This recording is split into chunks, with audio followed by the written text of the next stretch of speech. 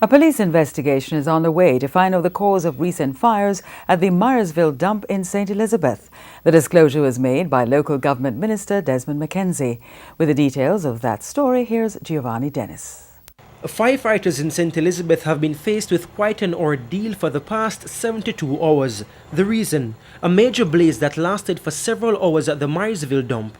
It started Friday night. Firemen from the Santa Cruz Fire Brigade responded to the disaster and put out the fire by 10 in the evening.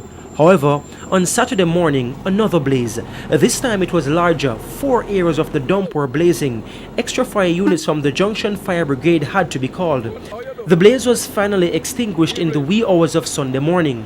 What's the cause of all this? A preliminary investigation by the Jamaica Fire Brigade suggests that it could be the work of arsonists. The executive director have advised me of what has taken place, and we are going to ensure that we try and put some security on the landfill to prevent a reoccurrence of it. But I can only say that those who are doing it, there will be no benefit to them if it is being done in order to ensure that some form of benefit reach them. It is not going to work. We are concerned, and what is happening will only create more problem on a system which is already overburdened. It was the third time that the dump was on fire since last week. The minister's call is being supported by Regional Operations Manager at Southern Parks and Markets, Edward Muir. We don't have any proof that they are targeting the landfill, but preliminary investigation shows that it can be an act of arson. Because, fire wouldn't just get away at 11 different locations like that. Mr. Muir added that security guards are to be placed at the Myersville dump to better monitor the facility.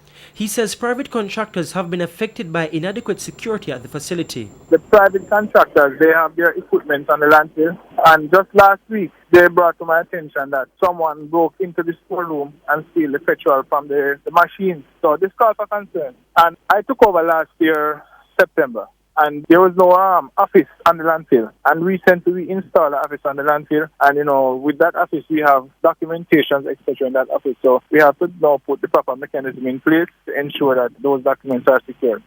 Giovanni Dennis, TVJ News.